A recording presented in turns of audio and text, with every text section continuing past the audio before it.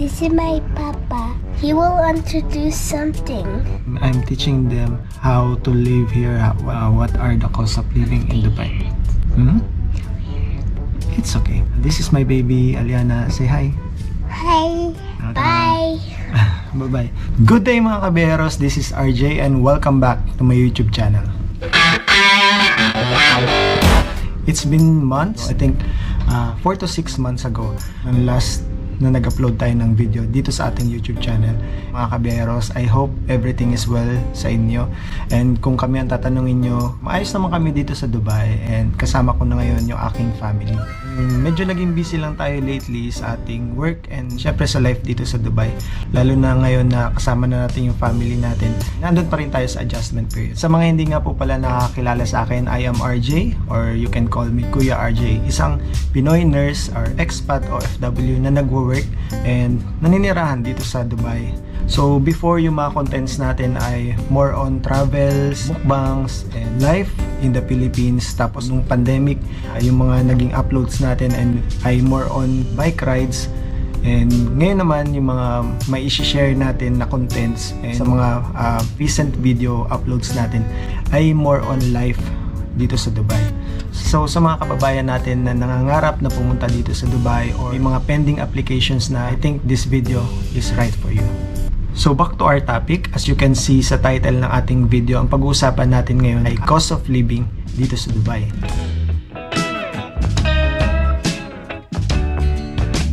So ang i-share ko lang po sa inyo ay average, okay? So, average ng ating mga expenses dito sa Dubai. Nakadepende po kasi yan sa way of living or sa ating lifestyle, and isang factor na din syempre yung salary. Kaya dito kasi sa Dubai, baguhan ka pa lang, kung newbie ka or kakarating mo pa lang, syempre from tourist, gusto mo mag-apply, maghanap ng trabaho, makapag-work dito sa Dubai, kailangan i-expect mo na, i-ready mo na yung sarili mo na medyo mababa yung ibibigay nila, okay? So yung offer nila is mababa sa ine-expect mo. Average salary na mga Pilipinos, expat, Filipino OFWs dito sa Dubai, gagawin na lang natin 3,000 dirhams. So sa 3,000 dirhams na yan, yun yung magiging baseline natin para ma-compute natin yung magiging cost of living natin dito sa Dubai. So ayun, as of the moment, ang palitan natin ng dirhams to peso ay 1 dirham is equivalent to 15.46 pesos. So yun na lang yung calculator nyo, no? Para mas madali tayo makapag-compute. So una sa listahan natin, syempre, yung pinakamalaking gastos natin dito sa Dubai. Ang number 1 sa list natin ay ang rent. Yung rent, ibig sabihin, yun yung gastos natin sa ating accommodation or sa binabayaran nating bahay. Coming from work, di ba? Naghahanap tayo ng isang komportable na lugar kung saan tayo makakapagpahinga and makakapag-recharge ng ating katawan. So to be honest, napaka mahal po ng bahay dito, no? Karamihan talaga ng mga expat OFWs, lalo na yung mga bagong salta dito sa Dubai, kinukuha lang po natin is room accommodation. May iba't ibang klase ng room accommodation. So una na dyan, kilala natin, which is the bed space. Sa bed space, isa lang sa nakita kong downside sa bed space, madami kayo sa isang kwarto. Kung hindi ka komportable sa ganitong klaseng setup, medyo mahirap para sa iyo, no? So yung bed space, nagre-range yung price niya nasa 750 to 800 to 1,000 dirhams. And then pangalawa, yung bagong uso or pinauso, bagong nauuso dito sa Dubai, ang capsule type na room. Yung capsule accommodation, imagine niyo na lang yung capsule rooms sa Japan, katulad nung isang video ko, no? Isang room siya, isang maliit na room na meron kang sariling pinto, merong sariling cabinet, merong higaan. So naandun yung privacy mo. Kasama na din naman doon yung aircon. So naandun pa rin naman yung comfort na hinahanap mo in a cheapest way, di ba? Okay. This is my papa. He will introduce something. I'm teaching them how to live here, what are the costs of living in Dubai. It's okay. So this is my baby Aliana. Say hi. Hi. So nandito na rin sila sa Dubai. Pero capsule type, ito yung isa sa mga cheapest accommodation na na-try ko din nung time na dumating ako dito sa Dubai. Parang blessing na din siya. Bye! Bye-bye. So yung price range ng capsule accommodation ay nasa 500 to 1,000 dirhams. Estimate lang naman yun. Price na yun, nagbavary siya. Depende syempre sa kung malapit sa metro or malayo sa metro. Yung distance na accommodation sa metro. Kung pharmacy, mga supermarkets, yun. Pagka syempre mas malapit sa inyo yung mga ganitong stores, mas mahal yung accommodation na makukuha nyo. And shoutout nga pala kay Pau. So si Pau, isang kabayan din na siya yung caretaker dun sa accommodation na napuntahan ko, yung capsule. So nung malapit ako dito sa metro station, aking monthly accommodation ay nasa 800 dirhams. Siguro nagstay ako doon for 3 months, and then nung nakita ko ulit na nagpost sila kasi may bagong flat sila na ginagawa, tinanong ko siya magkano to kasi parang bagong accommodation lang, tapos mas mura. So 500 yung accommodation na yun. So nung ginagawa pa yung flat, tanong ako kay Pao kung pwede kong puntahan para ma-check nga So pinuntahan ko, chinek ko yung facility, tapos yung mga rooms. Tapos yun, maswerte tayo dahil nakakuha tayo ng room ulit. So sabi ko kay Pao, i-reserve mo na yan sa akin kasi 500 lang, di ba? 500 dirhams to 800 dirhams, yung 300 difference ng presyo na yun, malaking bagay na sa akin. Pero syempre, ang downside lang nun, medyo kailangan mo maglakad. Yung 500 dirhams na yun, nasa siguro 8 minutes to 10 minutes walk going to metro. Nakakapaglakad-lakad tayo kahit papan, medyo exercise na din para sa atin. Kaya sabi ko kay Pao, sige, kukunin ko na to, Pao. I-reserve mo na sa akin para by next month makalipat na ako. So yun, yung kumbaga para sa akin kasi ang hinahanap ko that time na solo pa lang ako dito sa Dubai is makatipid talaga and makapag-save ng mas mabilis. Sobrang blessing talaga na nakita ko yung ganung klaseng accommodation na capsule. Siyempre yung privacy, yung mga gamit mo, safe talaga. And then merong libreng wifi, may libreng laundry, so pwede ka nang maglaba dun. Tapos kasama na yung gas, pwede ka magluto. So kung isipin mo siguro, para sa akin, wala ka nang mahanap na ganito kababa na presyo ng accommodation dito sa Dubai. Kasama na din dun yung aircon and wifi. Kung talagang gusto mong magtipid, lalo na kung bago ka pa lang dito, bagong salta ka pa lang sa Dubai, I think ito yung isa sa mga mare-recommend ko na accommodation para sa inyo.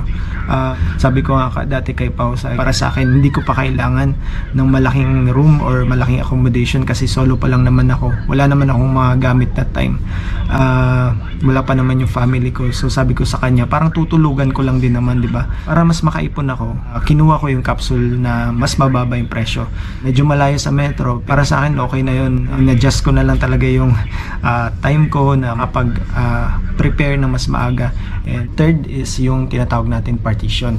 Yung partition, imagine nyo na lang sa isang one bedroom, maglalagay po sila dyan ng mga wooden walls or separators or dividers. Yun po yung tinatawag nating partitions. So diba sa one bedroom meron dyang mga dividers. So nakadepende yun sa size ng room. So nakadepende din yung babayaran mo sa size ng partition na may ibibigay sa'yo. So, mas malaki yung size ng partition, medyo may kamahalan din yung amount na kailangan mo bayaran. Next is yung master's bedroom. Meron din tayong tinatawag syempre na 1 bedroom, 2 bedrooms, and yung villa. So ang next, isa sa mga malaking gastos natin dito sa Dubai, ang pangalawa sa ating listahan ay yung grocery. So sa grocery, ang price range na pwede natin magastos dyan is nasa 300 to 500 dirhams kung solo ka. Pero kung may family, syempre ibang usapan na yun. Solo ka pa lang dito sa Dubai, ang pinakamatitipid mo siguro sa when it comes to food, yung makapagluto ka talaga. So, ang presyo kasi ng isda dito, hipon, mga ganyan, mura talaga siya dito sa Dubai. Kung marunong ka magluto, mas makakatipid ka. So, syempre, nakadepende din dyan yung ibang essentials na kailangan mo, no? Mga shampoo, sabon, mga ganyan. Pero, Yun naman kasi hindi mo naman siya bibilin monthly, di ba?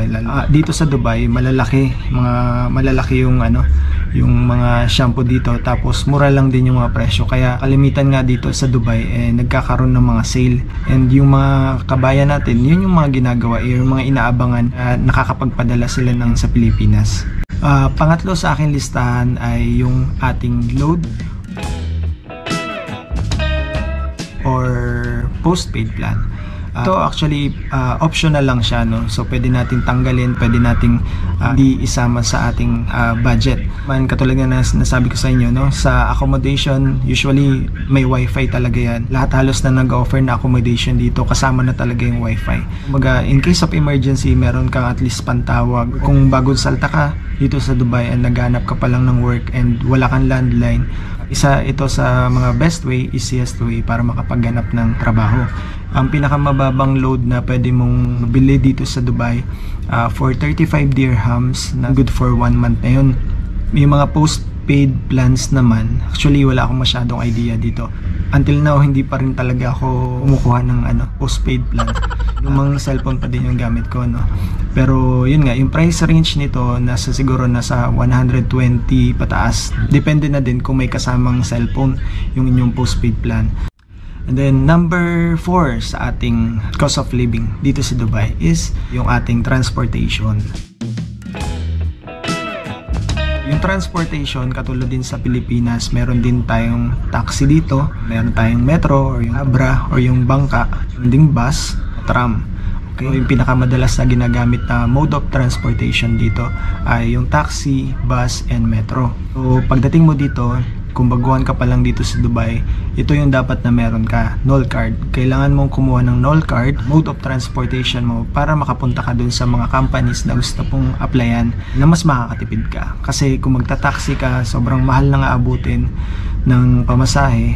NOL card actually, nasa lang siya parang 25 dirhams for every 3 stations sa metro. Ang babayaran mo lang ay 3 dirhams. So after ng 3 stations, halimbawa naka 4th to 5th station ka bababa, so babayaran mo naman is nasa 5 dirhams. And then yung pinaka malayo, usually ang bayad 7 dirhams lang. When it comes to transportation, nakadepende dyan kung saan yung magiging trabaho mo. So at least bumili ka muna ng basic na pwede mong loadan as needed, kung kailan mo lang kailangan loadan, para hindi ka rin syempre mahirapan sa pagbe-budget, no? Bago ko makalimutan, yung NOL card nga pala, pwede mo rin siyang gamitin sa bus, gamitin sa taxi ka. Hindi lang sa metro or sa train. Basta may load siya, may load balance siya, pwede mo siyang gamitin pambayad. And then para sa ating last na expenses, yung other expenses, no? Ito yung mga unexpected expenses na minsan hindi natin ina-expect na parang gusto kong bilhin to, kailangan ko to. So ako, nung pagdating ko dito, unang-unang hinanap ko talaga nag-crave ako is yung Jollibee. Ang presyo ng Jollibee dito, actually mas mahal siya. Chicken spaghetti, parang ganun. Nasa 25 dirham siya. Ganun siya. So kung may gusto kang puntahan or may mga activities ka na gustong itry, kasi nga bagong salta ka pa lang dito sa Dubai, happenings na pwede mo itry dito sa Dubai, so pwede natin siyang ipasok sa other expenses. So ngayon i-total na natin, no, kung magkano yung magiging monthly expenses natin. Sa list natin yung rent, ang base experience ko, yung rent, ang pinakamura na bayaran natin is 500 dirhams per month. Ating grocery ay 500 dirhams. And para sa load, which is sabi ko optional, pwede natin tanggalin to, pwedeng hindi, pero ilagay na lang din po natin na 50. And for the transportation, para mas makatipid ka, pagdating mo dito gusto mo maging unlimited yung ride mo sa metro station, or para hindi ka na mahirapan, ilalagay natin is 250 dirhams. So unlimited na yun siguro makakatipid ka na nun, kasi halos lahat naman ng mga dito, mga big companies, yung mga business establishments dito, halos lahat nasa malapit talaga sa metro or walking distance. Ayun, kung i-compute natin, 500 plus 500 is 1,000, and 50 dirhams is 1,050 plus 250 dirhams for transportation. Ang total natin is 1,300 dirhams. So yung total natin na 1,300 dirhams ay average lamang po, no? Average lamang. So, kung ililess natin, kung ikaw ay bagong salta dito and halimbawa, nabigyan ka ng offer na 3,000 dirhams, ang matitipid mo, syempre, is 1,700 dirhams. Kung i-convert natin into peso, meron tayong 26,000 pesos. Okay? So, ganun. Kung iisipin mo, lalo na sa mga single, no, na nagtsatsaga sa Pilipinas, no, na minsan yung sahod natin halos wala na talaga tayong naitatabi. Pero at least dito, nakatipid ka na, may maiipon ka pa, di ba? Again, this is just an average computation ng ating monthly expenses dito sa Dubai. Hindi po ito palagi ganito yung magiging computation natin, no? Hindi lahat kasi ng experience natin dito sa Dubai pare-pareho, lalo na sa mga bago na nangangarap na pumunta dito sa Dubai ka makapagtrabaho. Kailangan maging ready ka. Hindi lahat ng araw masaya, hindi madaling kitain yung pera dito. Kailangan maging buo yung loob mo na pagdaanan lahat ng problema na pwede mong pagdaanan dito sa ibang bansa. So, ayun lang mga kabiyeros. Sana may natutunan kayo sa video natin for today. And kung meron kayong tanong, meron kayong suggestion or topic na gusto nyong pag-usapan sa ating next video, comment down below. Once again, this is RJ. Peace!